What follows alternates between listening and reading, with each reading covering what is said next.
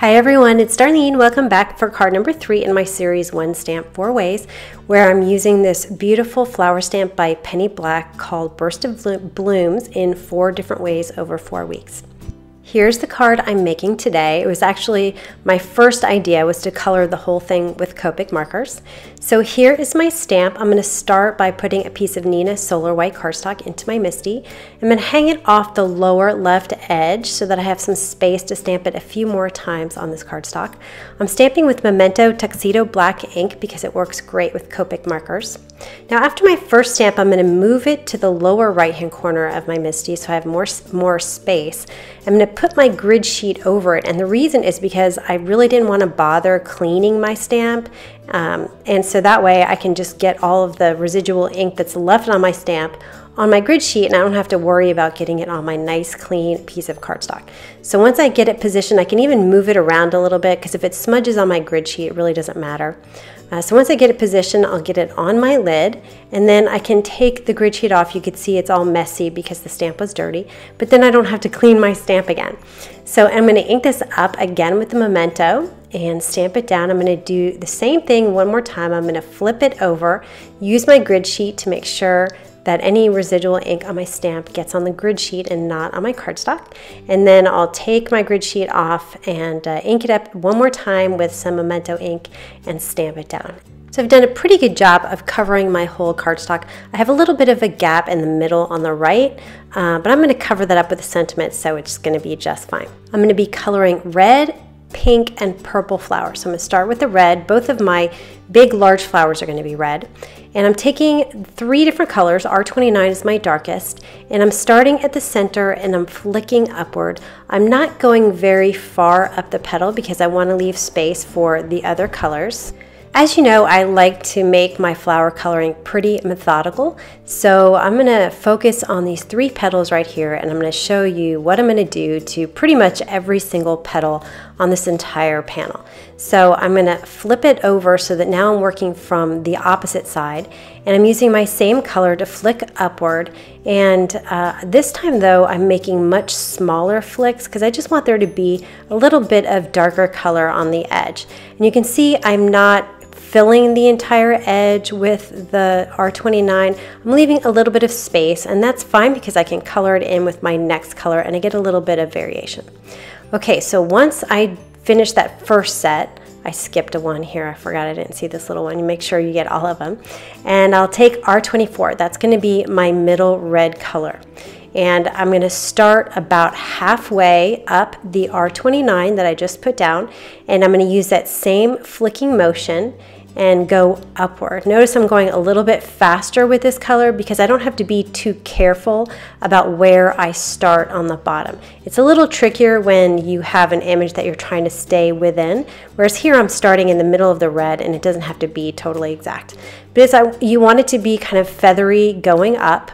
And these 2 colors really work well together. They blend nicely so that you don't really see any lines from the R29. Once I finish the base of the petals, again, I'm going to flip it over and do the same thing that I did with the first color on the top. And I'm going to be sure to fill in the entire edge. So if there were any gaps in that R29, I'm going to fill them in with the R24. And I'm also starting from the edge again. So I'm going over the whole R29 since I just have a really small area.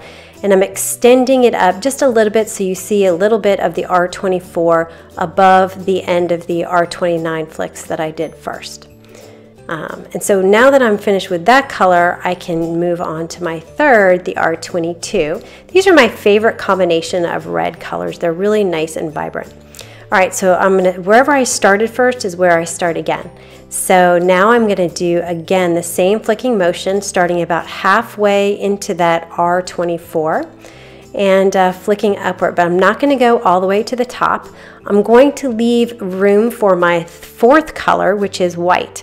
And it really makes a huge difference to leave some white streaks. It makes a great light reflection on these petals.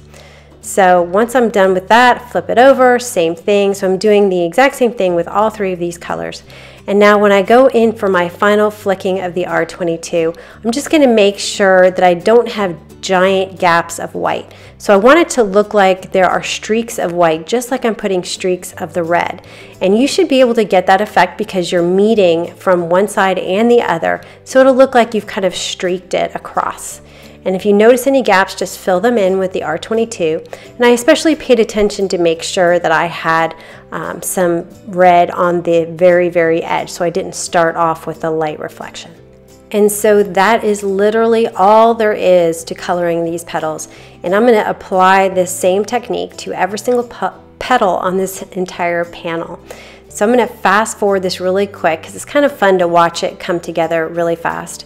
But again, I'm starting with the R29 on the inside, then R29 on the outside, kind of leaving a little bit of a gap for that middle red color. Flicking up with the middle R24 all the way around the base, and then filling in the R29 at the top. Again, just using really short flicks because I don't want too much color on the edges. And then finally with the R22, flicking upward to leave just a little bit of white streaking between each of the sides, the inside and the outside. Now, once I'm done with the whole flower, I do want to add a little bit more color to the inside. And I'm going to do this the same on all the different flowers. I'm using the lightest color, the R22 in this case, and I'm just flicking a little bit outward, not all the way to the top, but just on the inside of these little pieces. And then this is the only flower that has an inside. And so I took the R29, I colored all the way around those little dots, and then one in the center. All the other flowers don't have an inside. Okay, so I'm going to show you a pink one and then I'll show you a purple one. So these are the same shaped petals that I did all the way around the red. So I'm doing the same process, RV09. These are some really bright pink colors. And then I'm moving in with my RV04, flicking upward, starting halfway up that darkest RV09. And now I'm working on the RV02, which is a really, really light color, so it blends nicely into the white. So it looks really pretty with this color. Now I have these outer facing petals that are they look a little bit different, but I'm going to do them the same exact way. The only difference that instead of flicking with some of these that are so small, I'm going to kind of dot. So I just kind of add some dots at the bottom instead of flicking upward, only on the petals that are really small where I don't have a lot of space.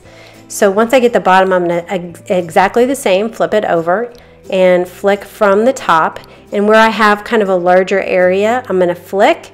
And then where I have a smaller area, like right here, I'm just going to add just a few little dots here and there, just so you get kind of an idea of that color, but you don't want to take up too much of the space. Now it's time to move to my second color, which is the RV04. And again, flicking upwards or adding a few dots here and there. This is more flicking since I'm now dealing above that first color, but they're going to be really short flicks because I want to definitely leave some space for the white. Now you could theoretically, like if you think about the light of a flower, color all of these dark and not worry about having white space, but I wanted them all to sort of be similar and I wanted the light reflections on them. So now I'm doing this final RV02 color and just filling in. On most of these smaller flowers that have the outer facing petals, there's not a whole lot of white, so I'm mostly filling in the middle with the lightest color. And then similar to what I did with that red flower, I'm going to take my lightest color, the RV02, and just color a little bit of the bottom portion of that little segment on the inside of the petals. Okay, and then this is my final one. This is violet. And I'm again doing the same exact thing. This is a totally different flower. So I'm doing 3 different flowers here so you can see a little bit of the different shapes. Now this one has a bottom to it, and so I'm going to color the entire bottom of this petal with the darkest color. So I'm going to move and do around the same thing. Now I want to show you something a little bit different that I did with this particular flower. This petal up here kind of curls up on the side. So I want to make sure I went down the inside of the petal because if you think about it, where the petal curls inward, you're going to get a little bit of shadow area there. And then the rest of the flower I colored exactly the same as all the others.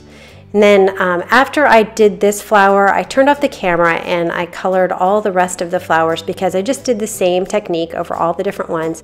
I kept all the large centered flowers as red, and then the other ones I just randomly assigned pink or purple depending on how it was best laid out to separate them. Okay, so now I'm done with that purple one, and I turned off the camera and did all the rest of them so you can see what it looks like. I went out of the lines on this one, and actually I went out of the lines on a lot of them, but this one was pretty egregious and I decided I was going to do something about it. So I took my Zero colorless blender. This is so easy to do, and it's best if you do it after it's dry, because if it's still wet, it might spread your color in the opposite direction, which you don't want. So what this is doing is it's pushing that pink back over the black line, and all you have to do is really hold your pen, move it a little bit, and it will literally push the color over. So it's really easy to fix mistakes with Copic markers. For all of the greenery, I'm just using two colors because it's a small area. I have YG67 that I sort of put in some shadow, what I thought would be shadow areas. And then I finished off the coloring on top of that and in the rest of the space with the YG25. I realized I probably had a little shadow under the petal, so I went back in with my YG67 and colored underneath that and blended it out with the YG25. And this stamp is really easy to color because it gives you also some lines for shadows. So if you look at these buds, they're all going to need to be colored green, but they have kind of some hash marks that indicate a shadow. So wherever I see those marks, I'm going to color it with the YG67, and then I'm just going to go over that, blend it out, and finish it off with the YG25. So that's really easy. And then if you look at this flower next to it, it's got some lines. So wherever there are lines, I'm going to put some YG67 and then finish everything off with the YG25. So I'm just doing that. I turned off the camera and did all the rest of the buds in the same exact way with these two green colors. Finally, the actual little flower of the bud, I took the lightest color of all three colors and I randomly went around and colored them. So some are pink, some are purple, and some are red. Okay, so for this next step, I'm going to add some shadow around all of the flower images. So I'm taking my C24 and I'm drawing around every single image, so stem and flower, and I'm working in little sections. So I'm going to show you this little section here. You can see I'm a little messy about it. It doesn't have to be exact because I'm going to blend it out. And now I'm taking my C1, and what I'm doing is going over the C4, but not all the way to the edge of the image. So I'm just leaving a little bit of C4 kind of untouched at the edge of the image. But I'm blending out that line where it meets the white. And I'm working kind of back and forth with this pen and just dropping that color so that it blends outward, and so it looks like the gray is fading out. And then finally, to make it even more fading, I'm taking my Zero, and this middle area, you're going to have some areas that meet on all sides, and so it's going to end up being all gray, and that's fine because that's where it's going to be the most shadowy. And so the Zero is just going to kind of make everything blend together and into the white.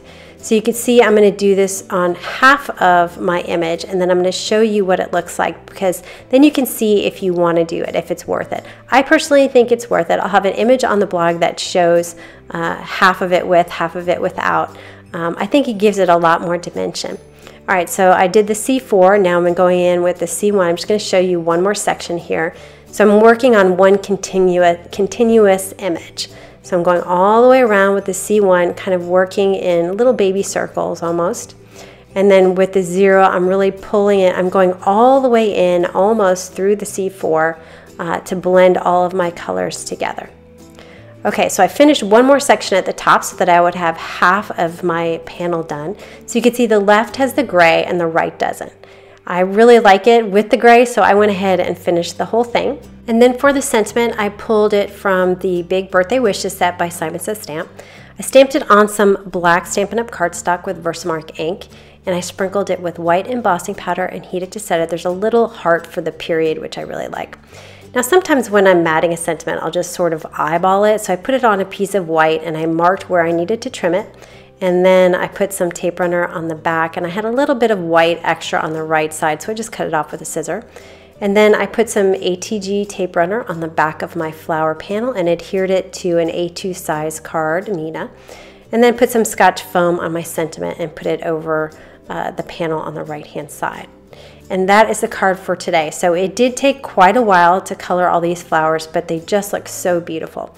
I hope you enjoyed that, and I will see you next time for the fourth and final card. Thanks for watching.